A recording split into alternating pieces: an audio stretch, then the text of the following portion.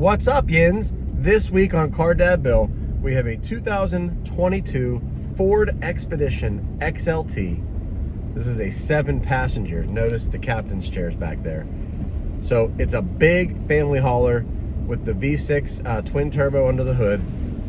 This is one of my favorite large SUVs. I feel like it has a great blend of everything, and we'll get to that in the review. Let's go for a ride. Please subscribe to the channel if you haven't already. Boom!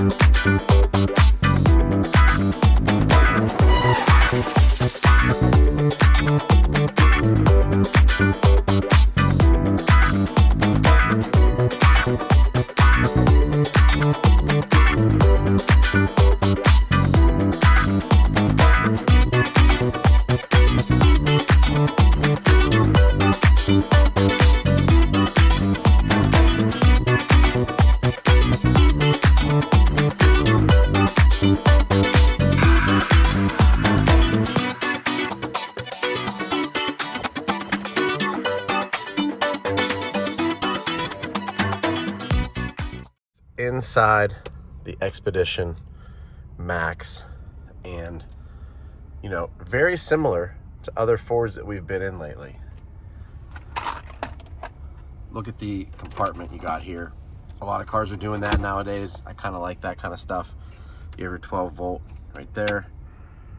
Normal. Really, this is like the plain XLT interior. It has like the fake leather seats. 7-seater. The captain's chairs. Gotta love how they clean up the dashboards with these though. The rotary gear selectors, not a bad touch. Your different drive modes, just the cup holders and things like that. Big center console, big area down there. Wireless charging up here. This closes if you don't want to see it. And then your seats, your steering wheel, all that good stuff. Your HVAC dedication down there. Nice screen though. I do like it. It does work well. It does look nice. It's not too bright at nighttime. Same thing up here, digital gauges, analog on the sides, and then you have your digital display in the middle. Everything in the center here controls that up there.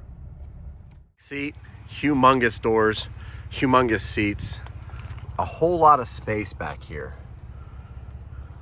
Really a lot of space.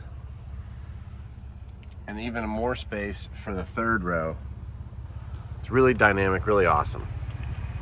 What's up, guys? I'm inside the Expedition. Want to go over some of the numbers and just discuss, where we're at on this Expedition MAX. This is the 22 model year. It's an XLT, 7-passenger, 3.5 liter EcoBoost V6 engine, 10-speed automatic transmission. They're going with an 18 average on the miles per gallon. I am getting 17.5, so yes, it's gonna get you around 18. You might even get a little bit over 20 on the highway, depending on how you drive. The MSRP on this one started at 60,000 with the options, which is remote start, the stone blue on the outside, special edition package on the interior, and the rims come to 67.9. So it's almost 70 grand for a 7-passenger XLT. That's where we're at. All right, guys, the good and the bad. This is actually an easier one for me because I've been looking forward to seeing this one for a while, and I just have to tell you, this thing feels very light, and it feels very easy to drive, and it's very nimble for the size vehicle that it is, for how much room you have back there and how much stuff you can carry. This thing really handles well. It's very precise. It's very confidence-inspiring, especially on the highway, on the interstates and whatnot. I had the opportunity to take this on a little bit of a road trip for hockey tournaments, and what a great vehicle it is, especially on the highway. You set the cruise control and it just kind of cruises along. My favorite things, large display is the first thing. This display and all the other dashboard items are very easy to use, very nice to look at, all that good stuff, right? Second thing, comfort. All these seats are comfortable. It's a lot of room in here. It's very nice for a large family. I can't get over that.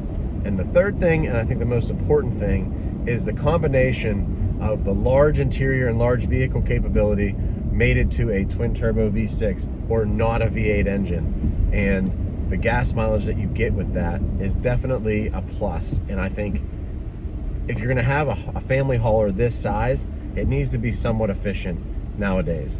And this thing kind of blends everything together. Really like it. All right, now if we're gonna go with some of the bad stuff, it's an XLT, so it's a lower trim model for me. I actually would like this one, different color combination. I need an 8-seater back there, so that's the downfall, is it's not a 7-passenger, but you can obviously order one 8-passenger. Kind of has the boring wheel package on the outside, does have nice headlights, has boring bulb taillights, doesn't have the LED taillights like most of these vehicles have nowadays, doesn't have the sunroof, all that stuff. So I guess the trim model is my downside, because it doesn't have the stuff that I would normally want. But it does have CarPlay, it does have a decent sound system, it does have 4-wheel drive, it does have good headlights. So I mean, it's kind of a trade-off.